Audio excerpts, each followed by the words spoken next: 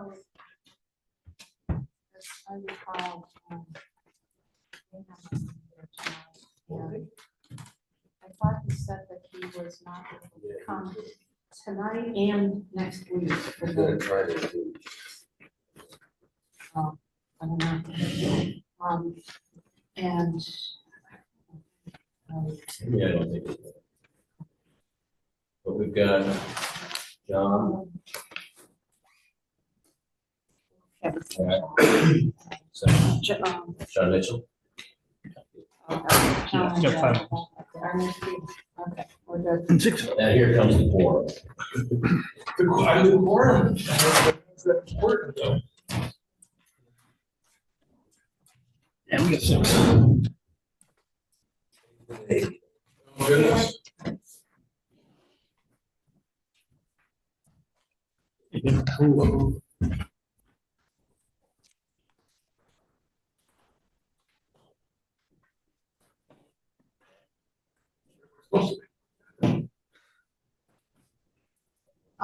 Mark Benke, is he?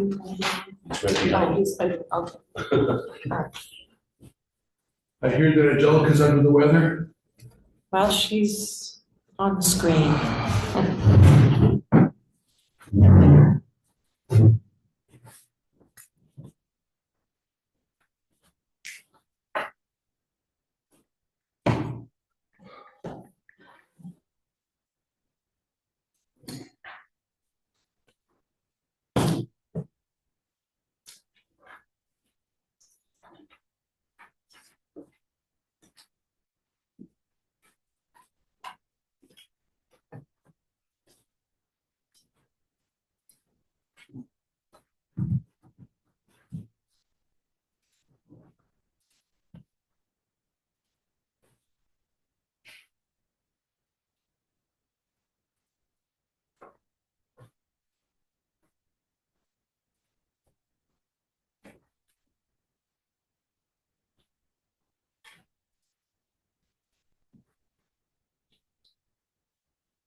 Okay, I guess we're As here, this doesn't have to be. I'll call the meeting to order. Only one agenda item tonight, and that is the Manitoba Woodland subdivision. We, just by way of review, we continued the hearing at the last meeting, and we heard from the applicant, we heard from Mr. Benke and other interested parties on several different issues. And there were several issues in particular that were discussed and raised at the last meeting, including a question about vernal pools, the issue of the fire pond and an outlet structure for the fire pond, the wording of the restrictive covenants. And those three items were addressed by Mainland in a written submission, and everyone should have received that. There's one more during the week that came up, a question about using the amenities of the Camp Manitoba Association. Was that something that was distributed? Is that a written piece? Mm-hmm. Okay. Mark might want. Okay.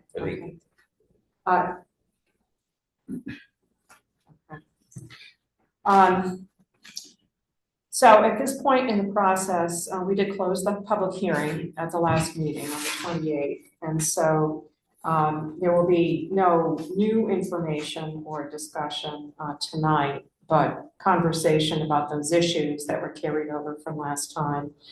And I think I'd like to start with Mainland summarizing the responses that you provided on those issues. And then we'll give the interested parties an opportunity to comment as well. Are there any questions or comments on where we are in the process at this point?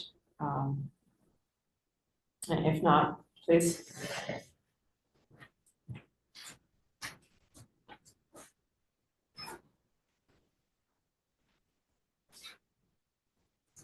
Good evening. Tanner, could you set up the board just in case we want to refer to it? Good evening, everybody. I am Bob Berry with Mainland Development Consulting here representing Lovejoy Ventures. John Marks is here with us today. And Tanner Burnett, our best crack engineer in the whole company. So he's done most of the work, I think, in this project. I had submitted a new submission in between the last meeting and this one. And thank you again for that meeting. It was late and you guys did a lot of work that night. I really appreciate it. Thank you so much. There were 3 questions that I went away with that were like, okay, we gotta respond to these so that you guys know what our application states. One was about vernal pools. There was a question about how do we know there's no vernal pools? My answer was because Bob said so. And you want more information, and that's totally fine and within your rights. We have a submission from a mainland wetland scientist who said there were no vernal pools. Well, this project, we first started looking at it 8+ years ago. And back then, we had a different wetland scientist on staff at that time. He also looked at it and said no vernal pools on it. He actually looked at it within the window. Our new wetland scientist that we've had for a number of years now, but was not around in 2016. He also said there were no vernal pools, and he provided a memo of this is how we look at and look for vernal pools, even in times outside the window. So if it's outside of the window, we can look at it and we can say, well, this area doesn't have any vernal pools in it. And that's definitive because there's certain geometric requirements for a vernal pool. Or they can look at it and go, that might be this one spot or 2 spots or however many spots might be a vernal pool, we don't know. And if the project's really fast moving, we'll just call them a potential vernal pool, we'll treat it as if it is a vernal pool, and we'll move forward. And then, or we wait until the appropriate season, which is April and May. And we'll look at it then, and we'll say, is that spot, might be 50 acres, but is that one spot a vernal pool? And then we can determine yes or no. So it depends on the timing. So, and that's all described in your packet. I hope it's informative. If you need to get to sleep some night, you can go onto the DEP website, chapter 335, and it's all laid out in much more detail. We wanted to summarize that for you. The second issue was the fire pond. The question was asked, how many gallons of water are in the fire pond? The answer is 41,830 as designed. Not all of that is available for use as fire protection water, because below the intake pipe is some volume that we're not going to use. And if it happens to be a fire in February, there could be some ice at the top, and we can't count that either. So if we take 2 feet off the bottom and 2 feet off the top, we're left with about 11,000 gallons.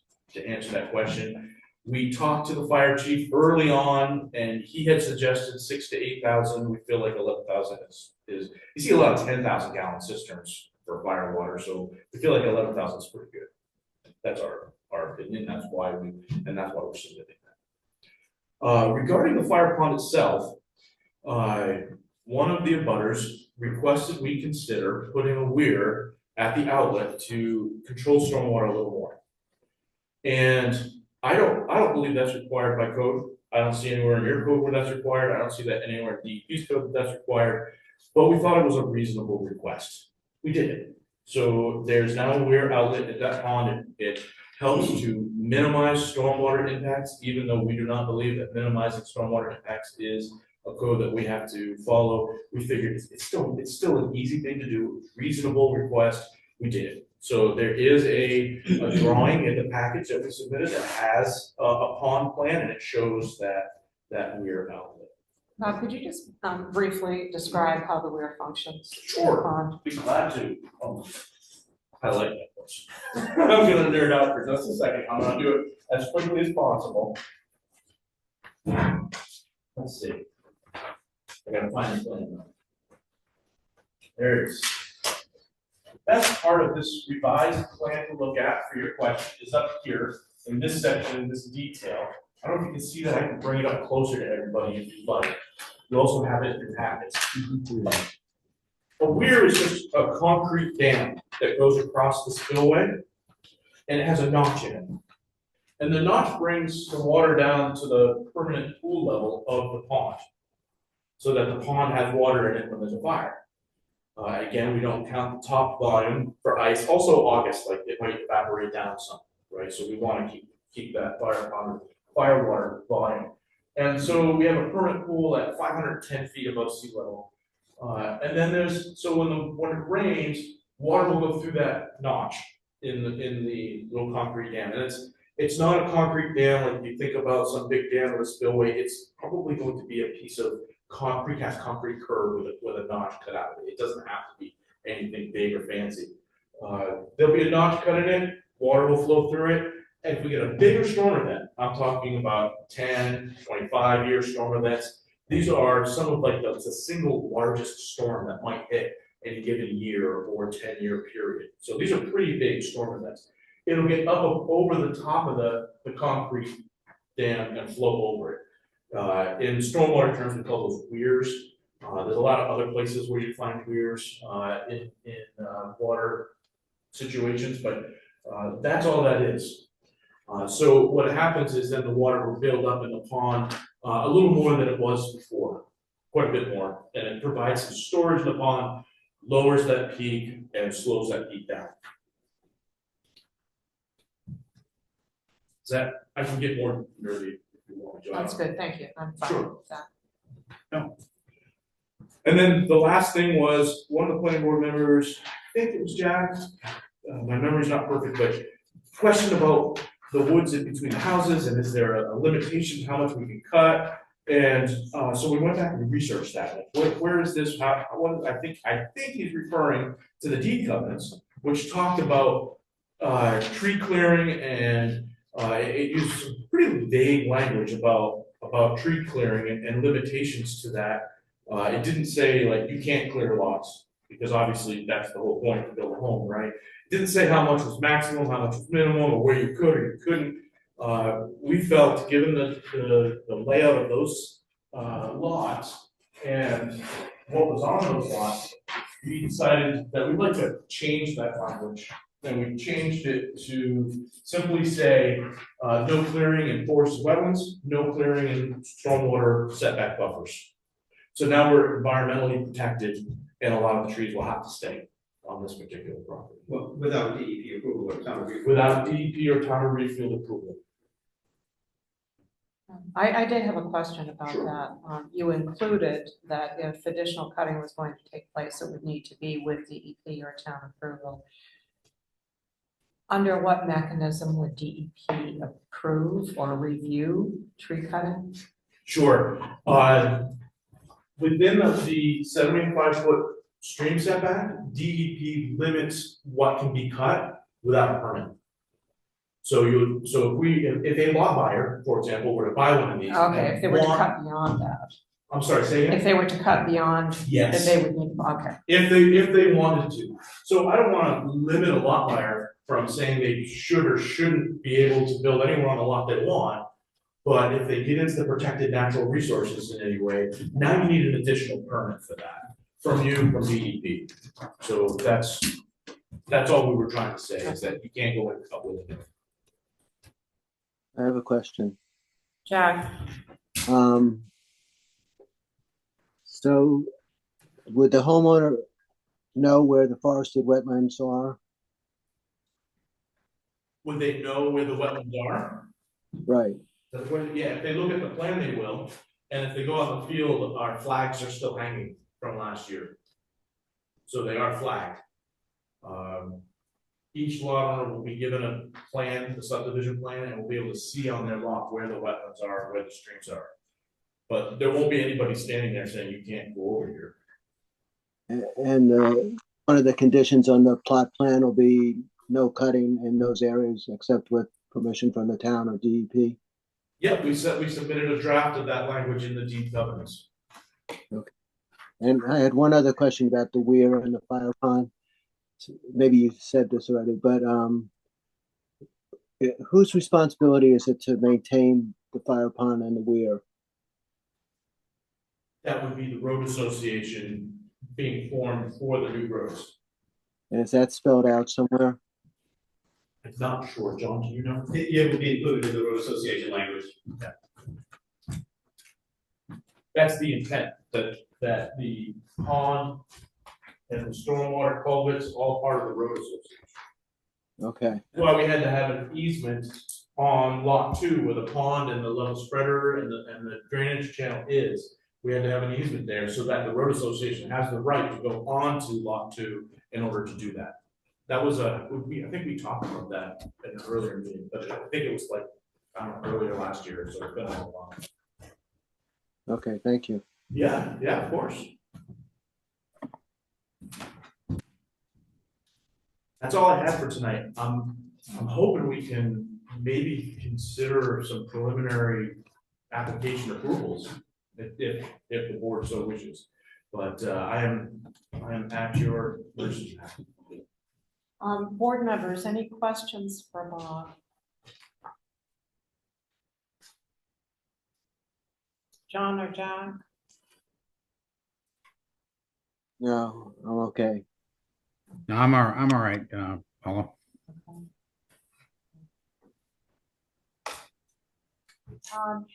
So at this point, Mr. Benke, did you have any comment on the, or questions about the responses that were submitted by Mainland? Thank you, Madam Chair. Mark Benke, 168 Manitoma Camp Road, speaking on behalf of the Manitoma Camp Association. I do have a couple questions. I would like to first thank Mainland for taking our suggestion of putting a weir in the place.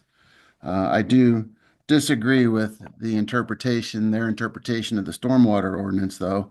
I do believe, based on the way the ordinance is written, that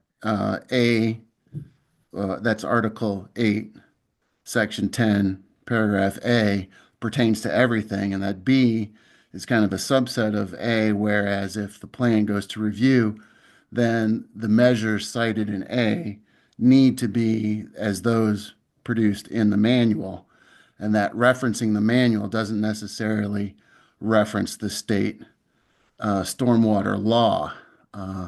So I do believe there needs to be some sort of treatment with the water as far as quantity, not necessarily quality, but the quantity to release at pre-development rates. I'm going to leave that up to the board, though, for their final determination as to how that's to be interpreted and read. I do have a question, though, regarding the weir. If that weir was modeled with any of the 10 or 25-year event, or if it was more of just an arbitrary 1 foot wide opening at a certain height, and then that certain height where it widens out a little wider. I don't have that exact dimension in front of me, but if that's the 10-year event, or if that's the 25-year event, or is that also an arbitrary height? That would be a question for Mr. Barry that I have. Would you like me to answer? Yes, please. Yes, all of that was modeled 210-25. We reviewed all of that to make sure it was designed appropriately, whether or not it's required. I appreciate that. Thank you. Issue if you like, but I'll leave that to you. Yeah. I'm not sure Mr. Benke's done it. I'd like to give him the time. I'm not sure what. I didn't hear that last part. I didn't want to take over what you were saying, so Oh, yeah, no, that was the only question I had with what was recently submitted. I did submit some rebuttal things back on January 31st in kind of response to the 28th meeting. I sent those to Chip. I believe he passed them on to the board, so the board can address those as they see necessary.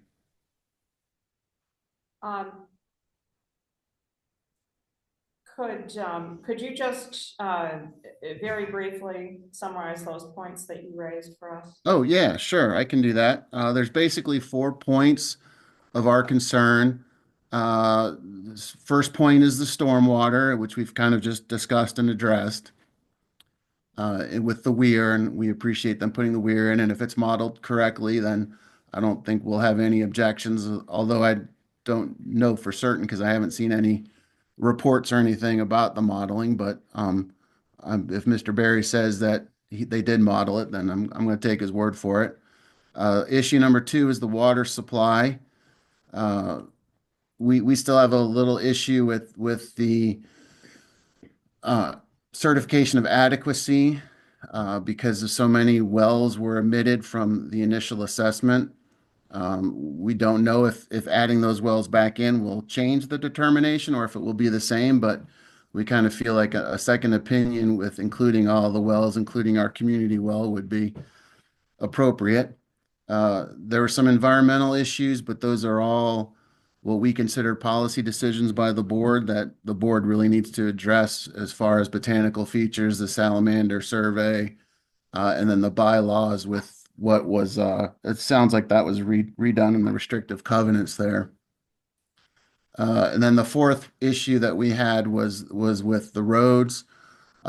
In particular, two road associations. The one road association, that's the Manitoba Woodlands Road Association, that didn't take into account any of the lots that are within our subdivision that adjoin but aren't on the shared portion of the road. And we just would like to have some clarification put in that road association as to whether they're included or not included. And then the road association that is going to be the shared use of Manitoba Camp Road. We're currently working with the developer on getting that association figured up. It's not finalized yet, but we're still working on that, and hopefully can get that resolved before any final approvals go. And then the road upgrade at the meeting, Mr. Barry said that it was the intent for the developer to upgrade the shared use section and that plans would be forthcoming. And so those are the 4 areas of our concerns that are down to. I think we've made a lot of progress and appreciate Lovejoy's Ventures' willingness to work with us and address our concerns, and especially mainland in doing some stuff even. Thank you. Did you want to provide any further information about those questions, those issues? I responded to all of those previously in writing, in very brief summary, if that's okay. Stormwater, I think the line's drawn pretty well there. We don't agree with Mr. Benke on his interpretation of that code. And nowhere does it say pre has to meet post, except in a DEP ordinance or rule that doesn't apply to this project. So I just don't see it that way. Second is the wells. Again, I've said it before, the number of wells was only picked as a sampling in order to prove that there's likely going to be well water supply for the residents of the subdivision. It was never intended to be an exhaustive groundwater study of anything that might impact anybody anywhere ever. That is beyond the scope of what a normal meeting of that ordinance and performance standard would be. And I don't see any need for a third-party review there. You've got a statement from a certified main geologist, and that should do, in my opinion. We've talked about a number of other things. There is the issue with the shared section of road. We will, as Mr. Benke said, we will, and we promise to bring that up to code. We're going to put that in writing and make it part of the final application. Is the plan for us, unless you tell us differently. And then, what was the other thing? I can't remember. I addressed in your written piece the botanical survey and the salamander thing. Yes, I had addressed that. Those are recommendations, or one of them was you may want to in their letters. They put that in every letter. Our intent is to show the town and the planning board, you folks, that we've done our due diligence as is required by towns across Maine to show that that there's no risk to that, and you do that by getting statements from the state of Maine. That's why we write Maine why we write and Maine Historic Preservation Commission. And to ignore their letter and then just say, well, no, we think this means you have to go get more article, then why we even write them in the first place? We should have just gone and done these expensive studies. That's why they exist, for us to go and get that. So we've made that case before. I'm just summarizing, I guess. There.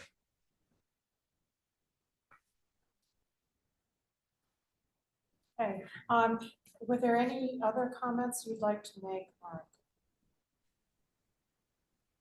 No, not at this time, other than all the environmental stuff, I believe is a board policy decision to make, to answer up.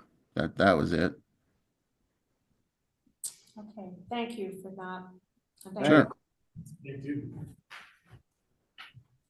Are there any other interested parties who had comment on the responses?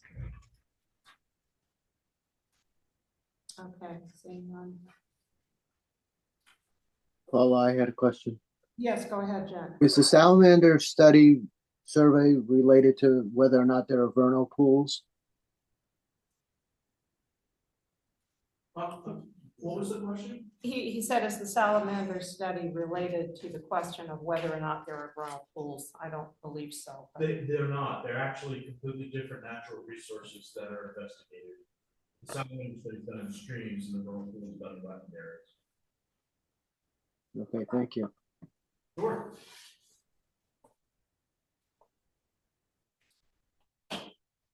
Okay, so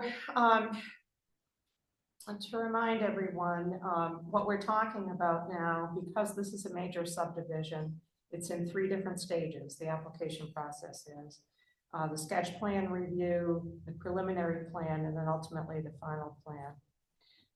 So what we're talking about here is all of the information that was contained in the preliminary plan, and that's the review that we've been conducting. Obviously, it's the bulk of the information, and the final plan, which will have to be submitted following an approval of the preliminary plan, would contain, there are a number of pieces in the ordinance that are to be included in the final plan. And it's also, I think an opportunity to, to clean up all the information. Obviously, this application has been through several iterations at this point, and it is an opportunity to bring it up to date, to eject some of the old information and include the new. And there is a list of information that is required with the final plan, which is in Article 6 of the LUL. And if you want to find that, it's on pages 32 and 33. The other thing with regard to the final plan is that it does require a second public hearing. So the final plan will have to be submitted, and then we go through the process again. Obviously, we've talked through most of these issues, but the process that is required under the LUL is a public hearing on the final plan, as well as this preliminary plan that we're in the midst of talking about currently. So it is, I think, the opportunity at this point for the board to discuss any of these issues that you'd like to talk about further, and to make a decision on the preliminary plan application that's before us. I do have a comment about the, I've looked and I've thought a fair bit about the piece and the performance standards having to do with stormwater. And that's been a subject of discussion and debate here. And number one, I don't think it's presented very clearly in the ordinance. I mean, I think that's apparent to everybody. And but I think that my personal take on it is that it appears to me that the broad piece, which is in A, looks to have been intended to address all projects. And then B relates specifically to, how did they put it? All land uses that require site review. So there are really two different pieces there. And I think that it is incumbent upon the planning board to write some language that clarifies this, because it is not, it is not the least bit clear. I do have a question in this regard though, and I'm wondering, I mean, the language is not that broad language, which Bob, I think you referred to as a, well, no, it was someone else, but you were looking at that piece and saying that those are for projects, such as projects that Chip would approve that don't require site review, and everything else falls under B. When I look at this, I tend to read it differently and think that A applies to everything, and it's a broad goal-setting standard, and B is very specific, and it definitely applies to site review projects. But it does make me wonder, what, if anything, would be done differently with this project if we were to say you're subject to A as well. I'm not sure what it would be, and I guess I'd like to hear from you in that regard, because the language, I mean, if we did say, okay, A applies to your project, how are you going to respond to that? It says that new construction and development shall be designed to minimize stormwater runoff from the site in excess of the natural pre-development conditions. It doesn't say it has to be eliminated. It doesn't say it has to be exactly the same. It says it needs to be minimized. And so I guess my question to you is, if we did apply A to your project, how would you respond to that? Thank you, it's a good question. The standard of minimizing the impact is pretty open to interpretation. And at that point, I would have to try to convince you that we have minimized stormwater. And in what way and to what extent do we have to minimize it? That's why the DEP standard for large projects, which this does not fall under, would say, no, meet. Like it has to be less, equal to or less after than before. And even then, that's a hard standard, because sometimes that causes more problems than it helps. DEP has recognized this. In fact, the stormwater stakeholders group has been meeting recently. One of my employees is on that group, and they're trying to figure out, like, okay, well, if it's not meet pre-development, then what standard are we going to use? Because when you slow all these projects down in order to meet a pre-development flow rate, then they all meet together at a slower rate and actually cause more problems. Oops, sorry. So it's a broad problem that doesn't have a good solution. I'm going to admit that right up front with stormwater management. It's a broad problem that doesn't have a good solution. A great solution would put it all back in the ground like it happens pre-development. Except that even within Maine DEP, there are people who say, no, we can't do that, because then we're introducing potential pollution problems into our groundwater system. So this whole stormwater development is a broad, difficult, non-exact science, if I want to call it science. So just within that framework, what do we do to minimize? Well, we've done a bunch already. We have large lots. Large lots help minimize impact. We have grades that flow across all of these sites, which means that as stormwater flows across, it tends to hit other people's backyards and where they built stuff. And so it's got plenty of opportunities as it goes down through to hit areas that buffer it.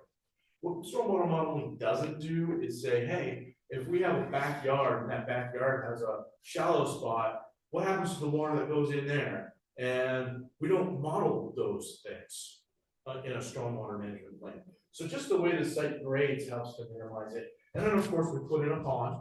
We put it in for fire protection. That was the primary purpose. But hey, it doubles as stormwater detention and quality control. So I think a reasonable effort has been made to minimize stormwater already, as the plan is, regardless of the way you interpret it, I think.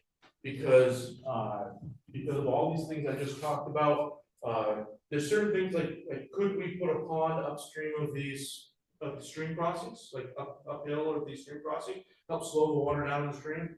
No. The days of doing that ended in the mid-90s, and we can't do that, we have to let it go. So there are certain things that we can't do to minimize stormwater control, but what we've done is a step in that direction. I've reviewed the design and the impacts on pre and post development stormwater levels, and I am convinced that this is a reasonable effort at controlling and minimizing stormwater controls. So, and it gets more complicated because you look at different areas and they have different peaks. And it's not just a peak attenuation problem, it's also can we separate those peaks? Because where two stormwater flows come together, where they line up matters. And if you can make part of it go slower, then the curves don't create a high peak. So there's all sorts of things that we can look at there and have. But I would submit that the plan already minimizes stormwater control. Mr. Benke loved to see our calculations. It is common for us to submit stormwater calculations when required by Maine DEP and town ordinances. However, we've been at this with Mr. Benke and the abutters for quite a while now, and honestly, I'm getting tired. I'm just like, no, this is enough. And so I would, Mr. Benke's been great to work with. No personal attack there, but it's like, come on. And when we gave the pond with the weir, said, okay, look, that was a reasonable request. It'll help minimize stormwater. It's not going to be terribly expensive. Let's do that. So I talked to John. John said, yes, let's be generous. And you know, Mr. Benke and the abutters asked for this, let's do it. So we did it. And then a week later, we get another list. And it's going to be another list. It's going to be another list. It's going to be another list. We're kind of done with the abutter request. I'm not done with you guys. You guys tell me what you want, and we will make every effort to get you what you want. But the code does not say meet, despite what he said. It does not say meet. It says minimize. So I hope that's. I'm gonna get off my soapbox now. I can talk all night. Thank you for that. I just wanted to hear your perspective on that. That was helpful. Okay, other board members, questions, discussion points? I'd make a motion. Okay. Pursuant to Article 6, I think it's Section 3, but goodness, Section 3K or whatever. I move that the board approve the preliminary plan of the applicant as has been amended during the course of this review proceeding and as most recently amended in the letter dated February 4, in which the applicant agrees to install a weir in connection with the fire pond. So, the motion is to approve the preliminary plan as has been amended. With standard conditions. Oh, of course. We have a motion and a second from Brandon. Discussion, board members. I'm just, my take on the stormwater part of this is, I think they've done a good job of responding here. I think the fire pond with the amendment with the weir, I think does meet what I would be looking for. I think really the only thing you can do beyond this would be to start getting into lot restrictions on how people can develop on each individual lot. I'm not suggesting that, but I think we should go there. But you know, so that you could try to have roof runoff handled in such a way to minimize the amount coming off each property. But, which is what we do sometimes on lakesides when we're trying to deal with camps and such. But I don't see that, particularly with the pond that they propose here. I don't see that being a necessary step. Paula? Jack. Should part of the motion be to notify butters and schedule a public hearing? Well, I don't think so at this point. We've done that with the preliminary plan. So we held a hearing on the preliminary plan. We've heard from abutters. We've had discussion. We're at the decision point on the preliminary plan. And the next step would be for the applicant to submit the final plan in an hour. Oh, okay. And when that comes in, we will start the hearing and comment process again. Okay. Thanks.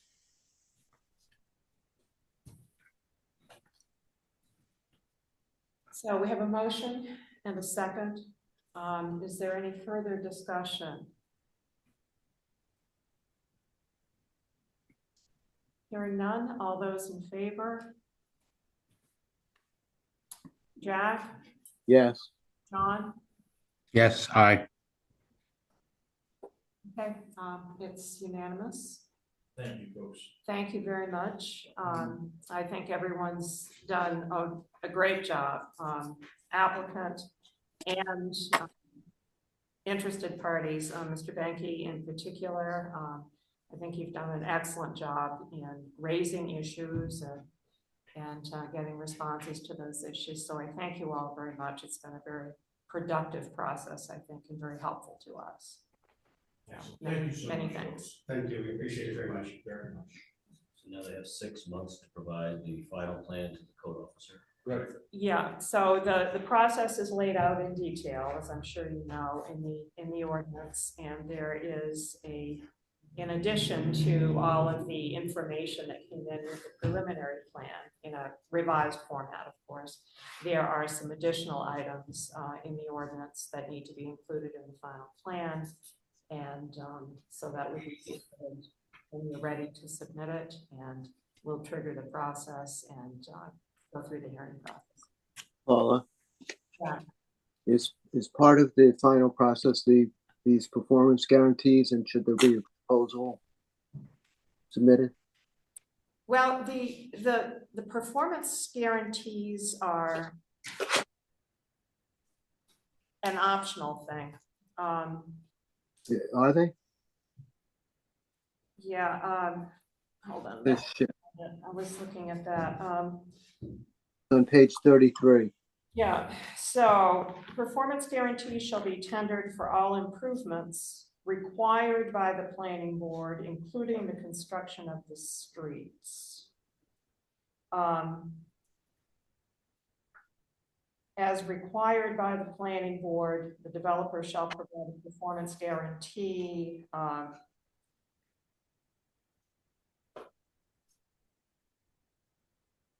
So the question in my mind, Jack, is what are the improvements required by the planning board?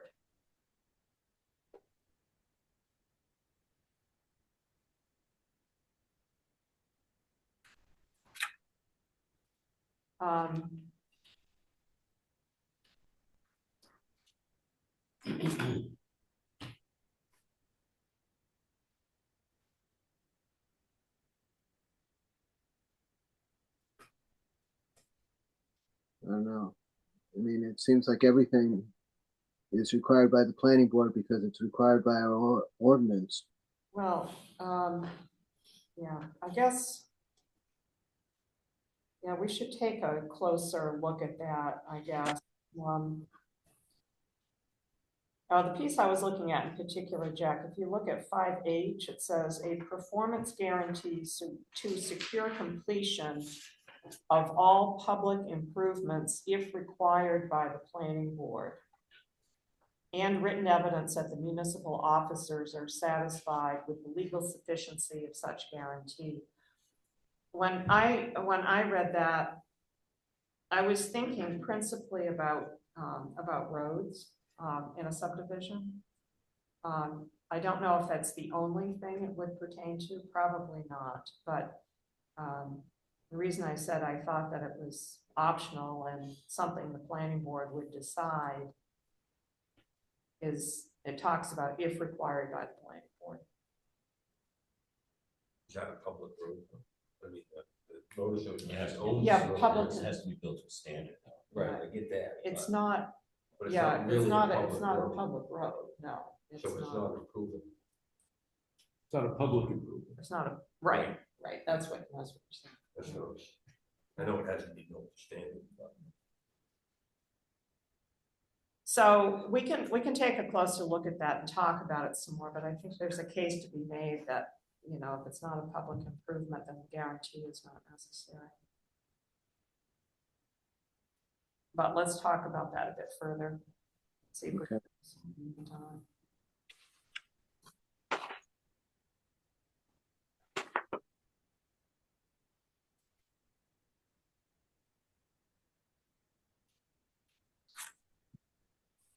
Anything else? Okay. Thank you very much. Thanks for coming out tonight, everybody. We really appreciate it.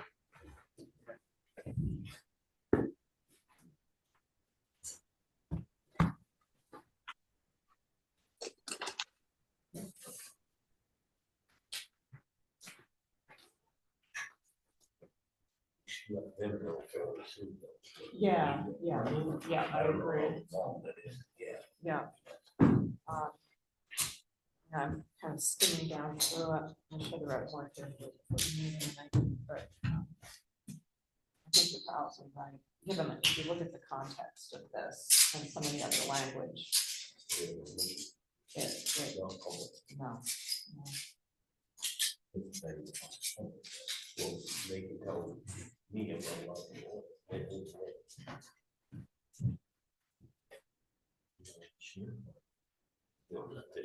people share it. Good night. Good night, everyone. Good storms. Appreciate you.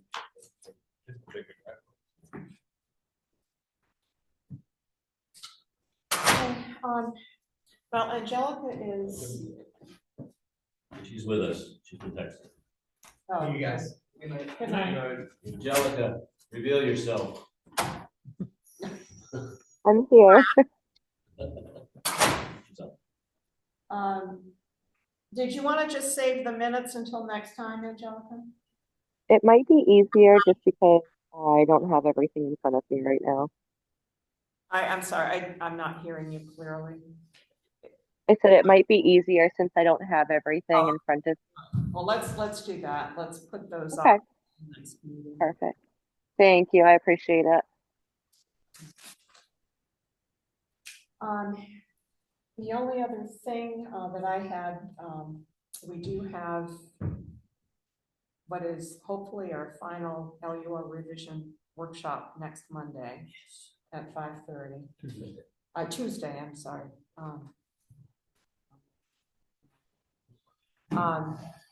5:30 next Tuesday. And I had some conversation with the town attorney about a couple of issues, and I'll bring those. I'll provide the language to Angelica and make some modifications to that running with the land piece that I had provided earlier. There are a few things that she wanted changes in. It's complicated, so I won't get into it now, but there are a couple of other things that came up. There was a question that came from DECD, Economic and Community Development, having to do with the grant money that the town got for the consultant for the housing legislation, LUO revisions that we made. And they only had one remaining question. And I think that it was really getting into the weeds, but I think I've figured out a way to approach it. We've talked with Eric about it a little bit, and so I'll bring some language on that as well. And I do think that we should clarify the stormwater section that came up. I don't think it's very clear at all the way it's written, and I don't think it would take a whole lot to clarify it. We haven't had any conversation about, how everyone here feels about that language. I kind of had an offline conversation with one or two of you about it in general terms, but so we should talk about that next time as well and see if we can agree on how to fix it. And I've got a couple of suggestions that, we can mull over next week. And otherwise, I think Angelica has most of the drafts. I just had this conversation with Kristen Collins the other day, so I'll be getting the running with the land piece to Angelica this week. And I don't know what else is outstanding, but I think most of it she has, and she'll put into a single draft. And I don't know, Angelica, can you hear us?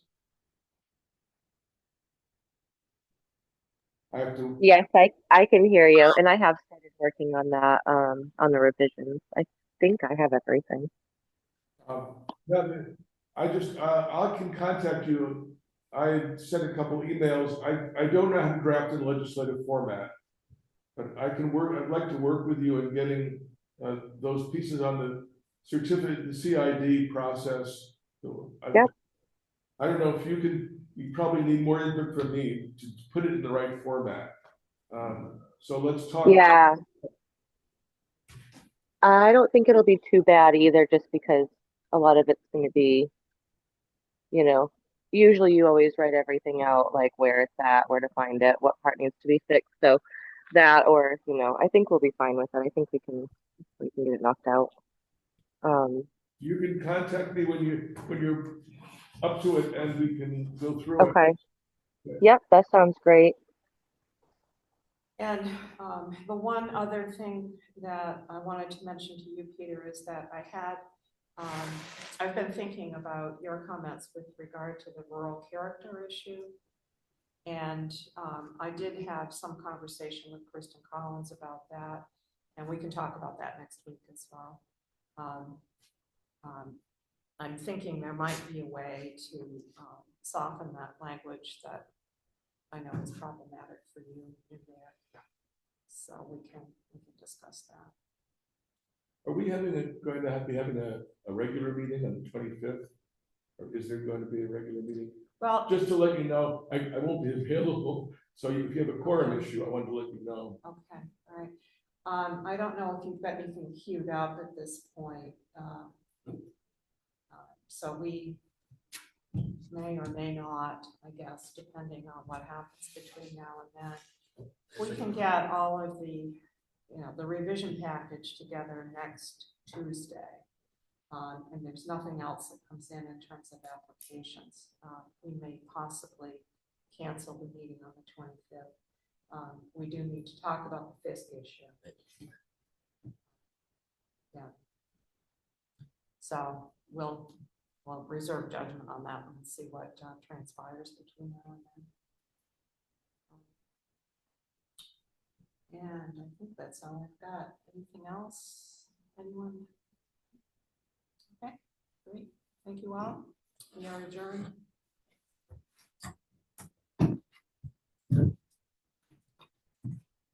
Good night, everybody. Good night, John. We have to minimize the motion.